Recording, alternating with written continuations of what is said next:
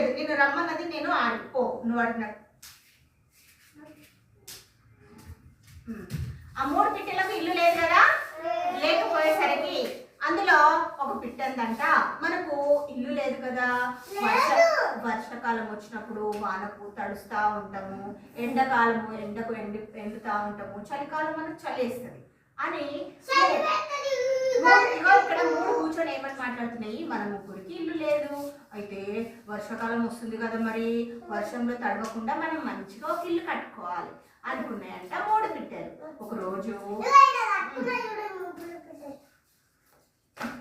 ఒకరోజు పిట్టలు ఏం చేసినాయంట, సరే మరి 3 ఇల్లు కట్టుకోవాలనుకున్నాయి కదా, అనుకున్నప్పుడు ఒక పిట్ట పోయి మొదటి పిట్టని ఇల్లు అడిగిందంట, మనము ఆ రోజు ఇల్లు కట్టుకోవాలనుకున్నాం కదా, మనం కట్టుకుందామా మరి అని అడిగిందంట 3వ పిట్ట.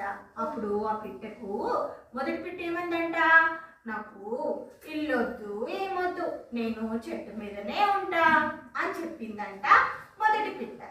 మరి 2వ పిట్ట ఏం చెప్పిందంట, 2వ పిట్ట నాకు కట్టెలతో, నేను కట్టెలు ఆకులతోని ఇల్లు కట్టుకుంటా, నాకు ఇల్లు ఏమొద్దు అందంట 2వ పిట్ట.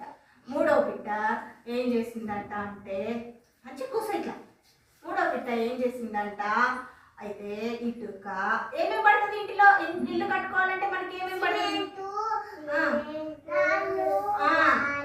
ఇంకా నీళ్ళు, సిమెంటు, ఇటుక, ఇసుక, నీళ్ళు. ఎందుకంటే అయితే అవన్నీ తెచ్చి చక్కటి ఇల్లు కట్టుకుందంట 3వ పిట్ట. అయితే ఒకరోజు ఏమైందంటే, ఒకరోజు ఏమైందో ఒకసారి నేను చెప్తా. అయితే